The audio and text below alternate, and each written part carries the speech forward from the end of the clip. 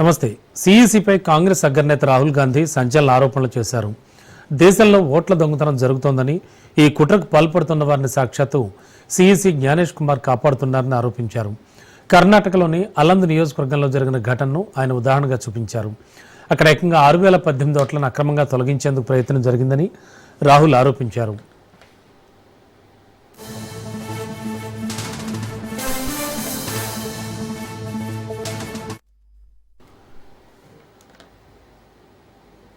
Social media వేదికగా సంచలన tweet చేశారు రాహుల్ గాంధీ. త్వరలో భారత్లో కూడా జెన్ జెడ్ ఉద్యమం వస్తోందని జోసిన్ చెప్పారు.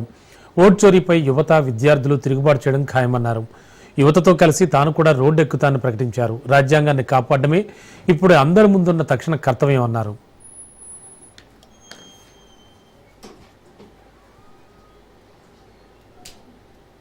I'm making such a direct accusation about this gentleman, Gyanesh Kumar. There is an ongoing investigation on this matter in Karnataka. The CID of Karnataka has sent 18 letters in 18 months to the Election Commission. And they have asked the Election Commission for some very simple facts. Number one, destination IP from where these forms were filled. Number two, give us the device destination ports from where these applications were filed. And number three, most important, give us the OTP trails, because when you file, you have to get an OTP. The CID of Karnataka doesn't give the CID of Karnataka the information that will lead them to their destination. January 24, Karnataka CID writes to ECI again and says, please send us full information. No answer. Karnataka CID by September 25, last letter went in September 25, has written 18 reminder letters. Now this is absolute solid proof that Gyanesh Kumar is protecting the people who are doing this. This is also absolute solid proof, what I've shown you, that this is being done in a centralized way, this is being done at scale, and this is being done using large resources. Frankly, ये जो मैं यहां कर रहा हूं, ये मेरा काम नहीं है. मेरा काम डेमोक्रेटिक सिस्टम में पार्टिसिपेट करने का है. मेरा काम डेमोक्रेटिक सिस्टम की रक्षा करने का नहीं है. वो काम हिंदुस्तान के इंस्टीट्यूशंस का है. वो काम वो नहीं कर रहे हैं, इसलिए मैं कर रहा हूं. अब मैं आपको यह कह सकता हूं कि हमने आपको 2 बार सबूत दिखाया है, और जब हम ये प्रेजेंटेशंस खत्म करेंगे, इसमें लगेंगे 2-3 महीने, जब हम ये खत्म करेंगे, आपके माइंड में कोई डाउट नहीं होगा कि हिंदुस्तान में स्टेट आफ्टर स्टेट लोकसभा चोरी हो रही है. तो मेरा काम सच्चाई दिखाने का है. मैं हिंदुस्तान की जनता को, हिंदुस्तान के युवाओं को सच्चाई दिखा सकता हूं. ये हिंदुस्तान की जनता का रखवाला है, प्रोटेक्टर है, और मैं इसकी प्रोटेक्शन कर रहा हूं. इसकी प्रोटेक्शन करने का काम हिंदुस्तान के इंस्टीट्यूशंस का है, हिंदुस्तान के ऑपोजिशन लीडर का नहीं है. Aland is constituency in Karnataka, 6,018 votes. Somebody tried to delete 6,018 votes. We don't know the total number of votes that were deleted in Anand in the 23 election. They are much higher than 6,018. Somebody got caught deleting 6,018 votes. And it was caught, like most crimes, by a coincidence. What happened was, booth level officer there noticed that her uncle's vote was deleted. And so she checked who deleted her uncle's vote, and she found that it was a neighbor. पड़ोसी ने uncle का vote delete किया था. उसने जाके पड़ोसी से पूछा कि आपने मेरे अंकल का वोट क्यों डिलीट किया. पड़ोसी ने कहा, मैं तो जानता ही नहीं, मैंने तो कुछ वोट डिलीट ही नहीं किया. Neither did the person deleting the vote know, nor did the person whose vote was deleted know. In Anand, the people who filed these applications actually never filed them, and we will show you evidence of that on this stage. The filing was done automatically using software. We will show you that. Mobile numbers from outside Karnataka, from different states, and you can see on the map, from different states were used to delete numbers in Aland, and it was done. Bathukamma పండగ పూల పండగ మాత్రమే కాదు, ఆడబిడ్డలను గౌరవించుకునే పండగ అన్నారు మంత్రి జూపల్లి. బతుకమ్మ తెలంగాణ ఆత్మ గౌరవానికి, ప్రత్యేక సాంస్కృతిక అస్తిత్వానికి ప్రతీకని గుర్తు చేశారు. తెలంగాణ సంస్కృతి సంప్రదాయాలను రాష్ట్ర ప్రభుత్వం గొప్పగా గౌరవిస్తుందన్నారు. ప్రకృతితో మమేకమైన తెలంగాణ సంస్కృతి సాంప్రదాయాల ఔన్నత్యాన్ని బతుకమ్మ పండుగను మరోసారి విశ్వవ్యాప్తంగా చాటాలని ప్రభుత్వం సంకల్పించిందన్నారు. సెప్టెంబర్ 21వ తేదీ నుంచి 30 వరకు జరిగే వేడుకల్లో మహిళలంతా పెద్ద ఎత్తున పాల్గొని బతుకమ్మ స్ఫూర్తిని మరోసారి లోకానికి చాటాలన్నారు. గౌరవించడం, ప్రకృతిని కాపాడడం, ఈ యొక్క పండుగ అనేది రాష్ట్ర పండుగగా ఈనాడు రాష్ట్రంలో మనం ఏర్పాటు చేసుకుంటా ఉన్నాం. ఈ యొక్క బతుకమ్మ పండుగను పెద్ద ఎత్తున రాష్ట్రంలో కేవలం హైదరాబాద్కే పరిమితం కాకుండా రాష్ట్రం నలుమూలల్లో ఊరూరా వాడవాడన ఈ యొక్క బతుకమ్మ పండుగను నిర్వహించాల్సిన అవసరం ఉంది. అందరూ పాల్గొనే కార్యక్రమం చేయాల్సిన అవసరం ఉంది. అది కూడా పార్టీలకు అతీతంగా అందరూ కూడా పెద్ద ఎత్తున పాల్గొనాలని చెప్పని రాష్ట్ర ప్రజానికానికి, అన్ని వర్గాల ప్రజలకు, మహిళా సోదరిమణులు మరుగునబడ్డటువంటి ఈ యొక్క బతుకమ్మను రాష్ట్రం యావత్తు పాల్గొంటూ ప్రపంచానికే చాటి చెప్పే విధంగా జరుపుకోవాల్సిన అవసరం ఉంది. ఈ బతుకమ్మ పండుగ ద్వారా మహిళా లోకం, నారీ లోకం ఒక సంఘటిత శక్తిగా సంతోషాన్ని పంచుకునే దానిలో భాగంగా అందరూ కూడా చేయాల్సినటువంటి అవసరం ఉంది.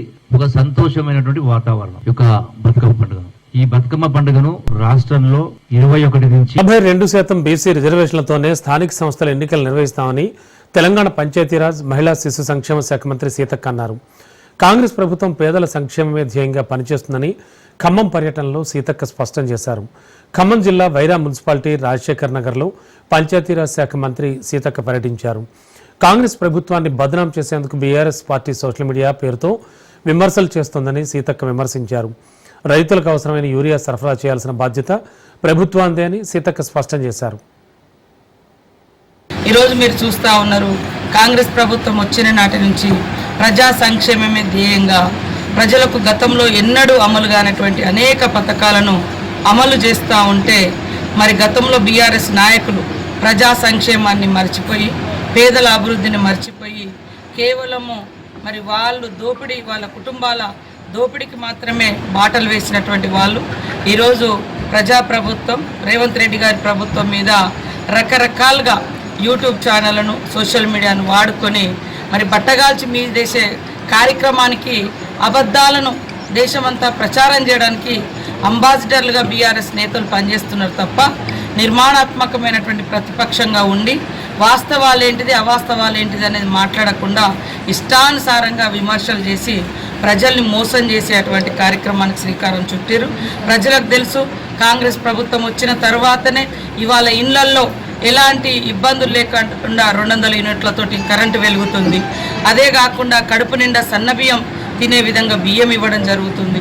మరి రైతన్నలకు కూడా, కష్టపడి పండించిన రైతన్నకు కూడా ధాన్యానికి 500 ఇస్తూ ఉన్నాం. 9 రోజులలో మరి ఒక్కొక్క ఎకరానికి 6,000 చొప్పున 12,000 సంవత్సరానికి ఇలా మరి రైతు భరోసా కూడా వేయడం జరిగింది. ఇవాళ 10 సంవత్సరాలు బీఆర్ఎస్ నాయకులు అధికారంలో ఉండి పేదలను మొత్తం విస్మరించి కనీసం ఒక రేషన్ కార్డు కూడా ఇవ్వలేదు. రేషన్ కార్డు కూడా ఇవ్వక, వాళ్ళు రేషన్ దొరకక, మరి ఆరోగ్యశ్రీకి కానీ ఇతరత్ర అవసరాలకు కానీ రేషన్ కార్డు ఒక గుర్తింపు, ఒక ఆత్మగౌరవం, ఒక ఆకలి తీర్చేది. కానీ కనీసం రేషన్ కార్డుని ఇవ్వని వాళ్ళు ఇవాళ యూరియాను అడ్డం పెట్టుకొని డ్రామాలు చేస్తారు. ఇవాళ యూరియా అనేది కేంద్రం నుంచి రావాల్సినటువంటి. రాష్ట్ర ప్రభుత్వం విమోచన వేడుకలు నిర్వహించకపోవడం దురదృష్టకరమని అన్నారు మాజీ ఎంపీ బూర నరసయ్య గౌడ్. గత ప్రభుత్వం కూడా ఇలానే చేసిందని, బీఆర్ఎస్, కాంగ్రెస్ పార్టీలు తెలంగాణ తల్లిని అవమానపరుస్తున్నాయని విమర్శించారు. అఖండ భారత్లో ఉన్న సంస్థానాలన్నీ భారత్లో విలీనం చేసేందుకు ఓకే చెప్పాయని, కేవలం 3 సంస్థానాలు మాత్రమే ముందుకు రాలేదన్నారు. పటేల్ ఆపరేషన్ పోలో నిర్వహించి భారత్లో విలీనం చేశారని, కర్ణాటక, మహారాష్ట్రలో అధికారికంగా విమోచన వేడుకలు నిర్వహిస్తున్నారని తెలిపారు. ఇది మతపరమైన అంశం కాదని, ఆత్మ గౌరవానికి సంబంధించిన అంశమని స్పష్టం చేశారు. సమైక్యతా దినోత్సవం అంటారు. అదేవిధంగా బీఆర్ఎస్ ప్రభుత్వంలో ఉన్నప్పుడు దాన్ని విలీన దినోత్సవం అన్నారు. ఇక కొత్తగా రేవంత్ రెడ్డి గారికి దీన్ని ఏదో ప్రజాపాలన దినోత్సవం. ఎంత దురదృష్టం అంటే, వీళ్ళది ఎట్లనంటే వాగు దాకట్టే వరకు ఓడమల్లన్న, వాగు దాటినాక బోడమల్లన్నట్లు ఈరోజు తెలంగాణ ఆత్మగౌరవాన్ని, తెలంగాణ పౌరుషాన్ని, తెలంగాణ వేలాది మంది తెలంగాణ అమరవీరులని కించపరుస్తున్నటువంటి రాజకీయ ఓటు బ్యాంకు సంకర జాతి పార్టీలు ఈ 2 పార్టీలు. ఆత్మగౌరవం కోల్పోయాక ఎంత పదవొచ్చినా అది గడ్డిపోచుతో సమానమని మల్కాజ్గిరి ఎంపీ ఈటెల రాజేందర్ అన్నారు. పిల్లలకు వారసత్వంగా ఇవ్వాల్సింది ఆస్తులు కాదు, విలువలు, సంప్రదాయాలని ఈటెల చెప్పారు. ఉప్పల్ అసెంబ్లీ నియోజకవర్గం కాప్రాలో నేతాజీ సుభాష్ చంద్రబోస్ విగ్రహాన్ని ఈటెల ఆవిష్కరించారు. మహనీయుల విగ్రహాలను పెట్టుకోవడం, జయంతులు వర్ధంతులు చేసుకోవడం అంటే వారి చరిత్ర భావితరాలకు అందించడమే అని ఈటెల అన్నారు. సెప్టెంబర్ 15 జరిగిన జాతీయ జెండా ఆవిష్కరణ తెలంగాణ ప్రజల రక్త తర్పణానికి గుర్తని ఈటెల అన్నారు.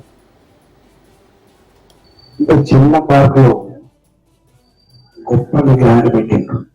ఇది మన దేశభక్తికి ఇప్పటికీ మనకున్న కమిట్మెంట్ కి నిదర్శనం. ఎప్పుడు కూడా మానవుల యొక్క విగ్రహాన్ని దర్శించుకోవాలంటే వాళ్ళ గత చరిత్ర, గత స్మృతుల్ని రాబోయే కాలకు అందించడం. జయంతి ఉత్సవాలు లేదా వర్ధంతి సభలు, ఈ రెండు కూడా ఊరిలో ఒక బంధించుకోవడం కాకుండా కానీ తెలుసుకొని మనం చేసుకొని ఇంకా మనం ఇల్లు నూతనంగా జర్నీ చేసుకున్నాం. దేశానికి స్వతంత్రం 1947 ఆగస్టు 12 వస్తే తెలంగాణ విముక్తి మాత్రం ఇల్లే జరిగింది.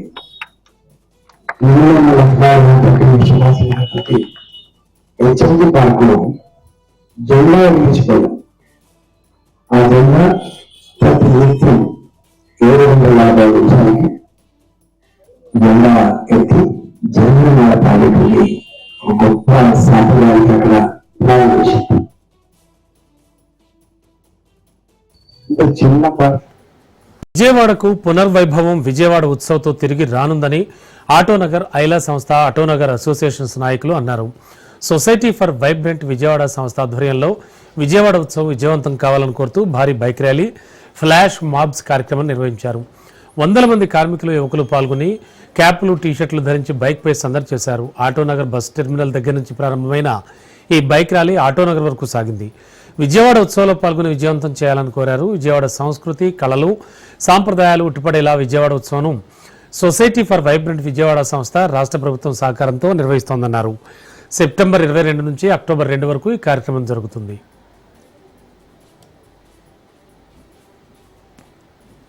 విజయవాడ ఉత్సవాల గురించి మీ అందరికీ ఆల్రెడీగా మీడియా వారికి చాలా వరకు తెలిసే ఉంటుంది. ఎందుకంటే పుస్తకావిష్కరణ, దీని గురించి పుస్తకం కూడా ఆవిష్కరించడం జరిగింది.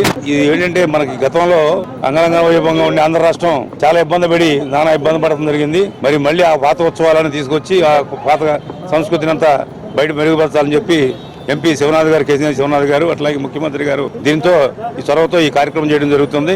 అట్లాగే లోకేష్ బాబు, అట్లాగే పవన్ కళ్యాణ్ గారు, వీరందరితో ఈ కార్యక్రమం చేస్తున్నాము. ఈ 11 రోజుల కార్యక్రమం అంగరంగ వైభవంగా విజయవాడ జవహర్ ఆటో నగర్ని ఎట్లయితే పుష్కరాలకు మనం చేస్తామో అదే విధంగా చేయాలనే ఉద్దేశంతో మహర్దశి మళ్ళీ విజయవాడకి మళ్ళీ మహర్దశి పట్టేట్టు, అమరావతి రాజధానికి కూడా శుభం జరిగేటట్టుగా ప్రజలందరూ ఆకాశించి కోరుకోవాలని, ఈ కార్యక్రమం జయప్రదం చేయాలని, ముఖ్యంగా మరి మా స్థానికంగా మా ఎంపీ, ఎమ్మెల్యేలు గద్దె రామ్మోహన్ గారు కానీ వీళ్ళందరూ మాకు ఎంతో అంటే మా ఆటోనగర్లో ఇవాళ ట్రాఫిక్ ప్రాబ్లం చాలా ఎక్కువ ఉన్నా కూడా షార్ట్అవుట్ చేసి ఆటోనగర్లో కొత్త రోడ్లు 3 రోడ్లు డిజైన్ చేయడం జరిగింది. ఇక్కడి నుంచి బయటికి వెళ్ళడానికి లోకేష్ గారు ఆ రోజు మా అందరికీ మాట ఇచ్చారు. ఆ మాట ప్రకారం 5-6 తీసేయడం మా అందరికీ చాలా సంతోషంగా, ఆనందంగా ఉంది.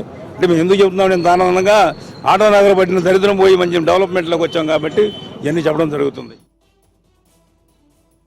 మరి ఇవాళ లారీలు వచ్చే పరిస్థితి కూడా లేదు జవహర్ ఆటో నగర్లోకి. కేసీఆర్ శివనాథ్ సిన్ని గారు కానీ, గద్దె రామ్మోహన్ రావు కానీ వారి ఆధ్వర్యంలో ఆటో నగర్కి లారీలు రాకపోతే చాలా ఇబ్బందులుగా ఉంటుంది. ఏదో రంగా లారీలు నడిపించాలనే దాని మీద అవుటర్ రింగ్ అవకట రోడ్ల నుంచి కూడా లారీలు నడిపే పరిస్థితి తీసుకొస్తున్నారు. మరి ఇవాళ ఉన్న పరిస్థితిని బట్టి కూడా విజయవాడలో ఏనాడు ఎనని అదే విధంగా కూడా రేపు మనకి రాబోయే రోజుల్లో నవరాత్రి కార్యక్రమంలో కూడా మైసూరు కాడికి ఎక్కువగా కూడా చేయాలని కూడా మరి వీళ్ళందరూ కూడా ఇవాళ ఈ కార్యక్రమం కూడా సిన్ని గారే పెట్టమంటే సరిపోయింది. ఈ కార్యక్రమంలో కూడా ఆటో నగర్లో వాళ్ళందరూ కలిసి ఒక తాటికి వచ్చేసి సిన్ని గారి ఆధ్వర్యంలో కూడా జరగాలని కూడా మాకు మెసేజీలు వచ్చినాయి. మరి అదేవిధంగా కూడా ఇవాళ ఆటో నగర్లో పార్టీకి అతీతంగా కాకుండా మనం అందరం కూడా రేపు నవరాత్రులకి అతీతంగానే అందరం కూడా పనిచేయాలని కూడా కోరుకుంటున్నాము. ఎవరైనా కూడా ఈ 40-45 ఎకరాల్లో కూడా ఎవరైనా కూడా స్టాల్స్ పెట్టుకునే వాళ్ళు కనుక ఉంటే ఏ స్టాల్ అయినా పెట్టుకోవచ్చు. మీరు ఎవరైనా కూడా ఎంపీ గారి ఆఫీస్కి వెళ్ళి మీరు వివరాలు కూడా తెలుసుకుంటే బాగుంటుంది అనేది కూడా తెలియపరుస్తున్నారు. శ్రీవారి భక్తులు అత్యధిక స్థాయిలో ఎస్వి అన్నప్రసాదం ట్రస్టుకు విరాళాలు అందజేస్తూ వస్తున్నారని టీటీడీఓ అనిల్ కుమార్ సింఘాల్ తెలిపారు. మాతృశ్రీ తరిగొండ వెంగమాంబ అన్నప్రసాద ట్రస్టులో ఈవో తనిఖీలు నిర్వహించారు. ఎస్వి అన్నప్రసాదం ట్రస్టుకు టీటీడీ వద్ద నుంచి గ్రాంట్ విడుదల చేస్తూ వచ్చామని, 2020 తర్వాత కార్పస్ ఫండ్ ద్వారా నిర్వహణ చేపడుతూ వస్తున్నామని సింఘాల్ తెలిపారు. 2023-24 ఏడాదిలో ఎస్వి అన్నప్రసాదం ట్రస్టుకు 1854 కోట్లు కార్పస్ ఫండ్ ఉండేదని, 2024-25 ఆర్థిక సంవత్సరంలో 2127 కోట్లకు కార్పస్ ఫండ్ పెరిగిందన్నారు. ఇప్పటివరకు 2263 కోట్ల రూపాయల కార్పస్ ఫండ్ ఉందన్నారు. అన్నప్రసాదం వితరణ ఏడాదికి అయ్యే ఖర్చు 150 కోట్లని సింఘాల్ తెలిపారు. కోటి రూపాయలకు పైగా ఇచ్చే విరాళాలు సైతం పెరుగుతూ వస్తున్నాయన్నారు.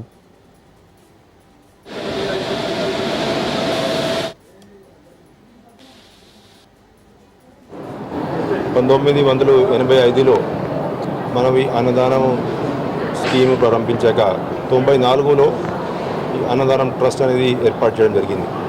మన హిందువులందరూ కూడా అన్ని రకాలైనటువంటి దానంలో అన్నదానం అనేది శ్రేష్టమైనటువంటి భావిస్తారు. దానివల్ల మనకి ఉన్నటువంటి అన్ని ట్రస్ట్లో కూడా ఎస్వి అన్నదానం ట్రస్ట్లో వచ్చేటువంటి స్పందన, వచ్చేటువంటి డొనేషన్స్ చాలా ఎక్కువ వస్తుంటాయి. ట్రస్ట్ ప్రారంభించినప్పటి నుంచి ప్రతి సంవత్సరం మనకి అయ్యేటువంటి ఖర్చు, స్టార్టింగ్లో కార్పస్ అమౌంట్ లేదు కాబట్టి టీటీడీ నుంచి గ్రాంట్ రూపకంగా మనం ఈ ట్రస్ట్కి ఈ అన్నదానం స్కీమ్ మీద ఇవ్వడం జరుగుతూ ఉండేది. 2018-19 లాస్ట్ ఇయర్ ఆ సంవత్సరం మనం ఎంత కొంత డబ్బు టీటీడీ జనరల్ ఫండ్స్ నుంచి అన్నదానం స్కీమ్ కోసం ఇవ్వడం జరిగింది. అప్పటి నుంచి ఈ ట్రస్ట్లో ఉన్నటువంటి కార్పస్ ఏదైతే ఉందో దాని మీద వస్తున్నటువంటి ఇంట్రెస్ట్ ఇన్కమ్, రెవెన్యూ ఇన్కమ్ అన్నీ మనం చూసుకున్నట్లయితే ఇప్పుడు ఈ ట్రస్ట్ సెల్ఫ్ సఫిషియెంట్ 2019-20 నుంచి సెల్ఫ్ సఫిషియెంట్ అయింది.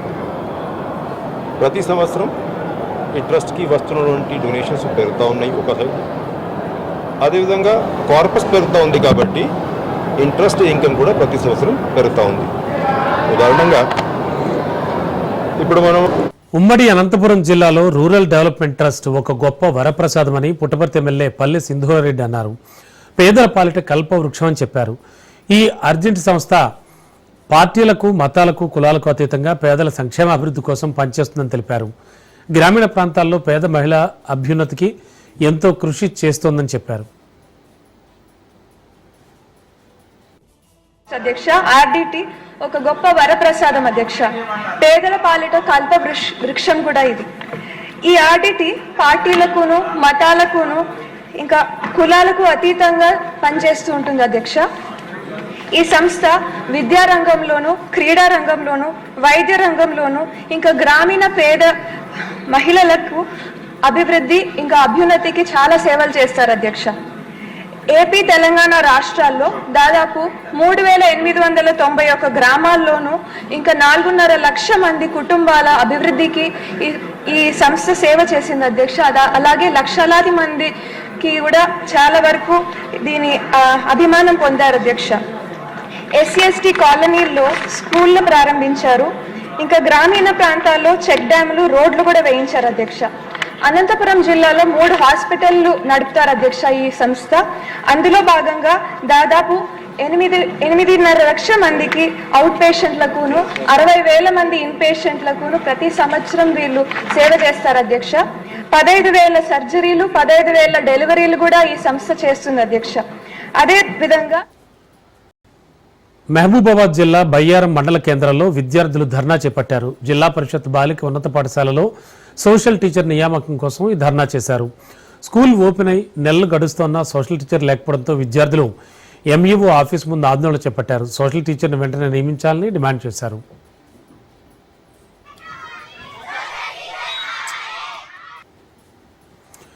ఎగువ కురిసిన వర్షానికి పొంగి పొర్లుతున్నటువంటి వాగును దాటలేక టీచర్లు బడిలోనే రాత్రంతా ఉండాల్సిన ఘటన ఆసిఫాబాద్లో చోటు చేసుకుంది.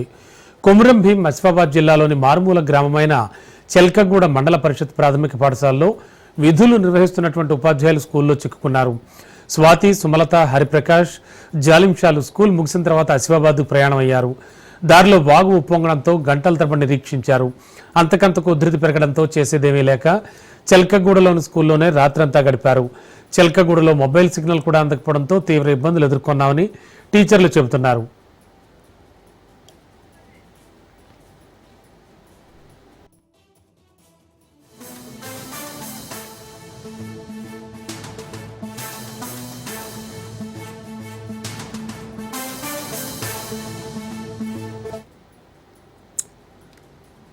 అధికారుల నిర్లక్ష్యం, ప్రభుత్వ పర్యవేక్షణ లోపం వల్లనే ప్రజలు అవస్థలు పడాల్సి వస్తోందని సనత్నగర్ ఎమ్మెల్యే తలసాని శ్రీనివాస్ యాదవ్ ఆరోపించారు. రాత్రి కురిసిన వర్షం కారణంగా వరద ముంపునకు గురైన మినిస్టర్స్ రోడ్లోని కాచిబౌలి, నల్లగుట్ల ప్రాంతాల్లో ఆయన పర్యటించి పరిస్థితి పర్యవేక్షించారు. తమ అవస్థలు వెళ్లబోసుకున్నారు. వారికి ధైర్యం చెప్పారు తలసాని. అన్ని విధాలా అండగా ఉంటామని హామీనిచ్చారు. భారీ వర్షాల నేపథ్యంలో అవసరమైన జాగ్రత్తలు చేపట్టడం లేదని జీహెచ్ఎంసీ, హైడ్రా అధికారులపై ఆగ్రహం వ్యక్తం చేశారు. ఏటా కోట్లాది రూపాయలు ఖర్చు చేస్తున్నా నాలాల్లో ఎక్కడి చేత అక్కడే ఉండడం శోచనీయమన్నారు.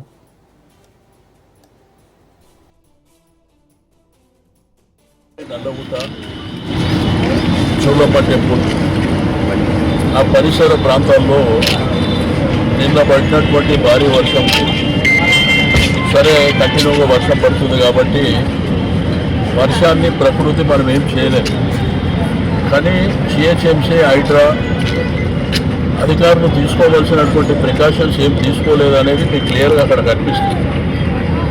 ప్రతి సంవత్సరం డీసెంటింగ్కు కోట్ల రూపాయల ఖర్చు పెడుతున్నామని చెప్పింది. బట్ మనం నాలాలు విజిట్ చేసినప్పుడు సంవత్సరం, 2 సంవత్సరాల నుంచి కూరుకుపోయినటువంటి చెత్త చెదారం అదంతా అక్కడనే మిగిలినటువంటి సందర్భం. నేను ముఖ్యమంత్రి గారికి కన్సల్ట్ మినిస్టర్ మీరే కాబట్టి ఇప్పటికైనా స్పెషల్గా మానిటరింగ్ చేయండి. అసలు డీసెల్టింగ్ హైదరాబాద్, గ్రేటర్ హైదరాబాద్లో జరిగిందా లేదా? మరి జరగకపోతే ఈ సంవత్సరమైన టెండర్లలో మరి శాంక్షన్ ఇచ్చి వర్క్ ఆర్డర్ తీసుకొని ఏం పని చేసిందో ఒకసారి క్రాస్ చెక్ చేసుకోవాల్సినటువంటి అవసరం ఉన్నది. దగ్గర కాశీబౌలి కానివ్వండి, నల్లగుట్ట ప్రాంతం కానివ్వండి, చుట్టాల బస్తీ కానివ్వండి, మరి చూలమ్మ టెంపుల్ ఏరియాలో 1000 ఇళ్ళు నీళ్ళల్లో మునిగిపోయింది. రాత్రి అంతా జాగారం, ఇంట్లోకెళ్ళి బయట పోయేటట్టు లేదు. ఇంట్లో ఉన్న నీళ్లు ఇప్పుడు కూడా ఇంట్లో అక్కడనే నీళ్లు ఉన్నాయి. మళ్ళీ ఆ బురదంతా ఎక్కడ చూసినా నిండిపోయినటువంటి వాతావరణం. కాబట్టి గవర్నమెంట్ రన్ చేసే పద్ధతి ఇది కానే కాదు. ఏదో వర్షాలు రాగానే అడావుడి చేసినట్టు కాదు. రౌండ్ ద క్లాక్ మేము అక్కడ ఉన్నాం, ఇక్కడ ఉన్నాం చెప్పినట్టు కాదు. అసలు ఆ చుట్టుపక్కల ఉన్నటువంటి నాలాలు డీసెంటింగ్ జరిగిందా లేదా, జరగలేదా అనేది చాలా స్పష్టంగా. గత రాత్రి హైదరాబాద్లో కురిసిన భారీ వర్షం కారణంగా నగరం అతలాకుతలమైంది. పలు ప్రాంతాలు నీట మునిగాయి. హైడ్రా కమిషనర్ రంగనాథ్ అమీర్పేట్, మాదాపూర్, బాగలింగంపల్లిలోని ముంపు ప్రాంతాలను పరిశీలించారు. ప్రజలు జాగ్రత్తగా ఉండాలని, సమస్య పరిష్కారానికి చర్యలు తీసుకుంటామని ఆయన తెలిపారు.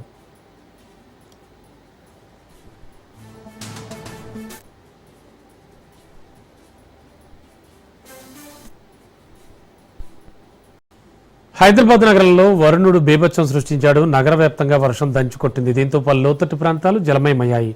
రహదారులన్నీ నదులను తలపించాయి. ట్రాఫిక్ స్తంభించి వాహనాలు కిలోమీటర్ల మేర బార్లు తీరాల్సిన పరిస్థితి నెలకొనుంది. వాహనదారులకు వర్షం చుక్కలు చూపించింది. మియాపూర్, బంజారాహిల్స్, లింగంపల్లి, గచ్చిబౌలి, చందానగర్, హఫీజ్పేట్, ఫతేనగర్, ఆర్సీపురం, బిహెచ్ఏఎల్, కేపీహెచ్బి, మూసాపేట్ ఇలా తదితర ప్రాంతాల్లో వర్షం కుమ్మేసింది. ఇక ఇదే అంశానికి సంబంధించి మరింత సమాచారం మా ప్రతినిధి సైదులు అందిస్తారు. హైదరాబాద్లో కురుస్తున్న వర్షానికి కంప్లీట్ గా రోడ్లన్నీ కూడా బ్లాక్ చేయాల్సిన పరిస్థితి ఏర్పడింది. బంజారాహిల్స్ లో ఉన్నటువంటి ICCC integrated command control centre వద్ద ఉన్నాము. ఇక్కడ రోడ్డు కంప్లీట్ గా బ్లాక్ చేయాల్సిన పరిస్థితి ఏర్పడింది.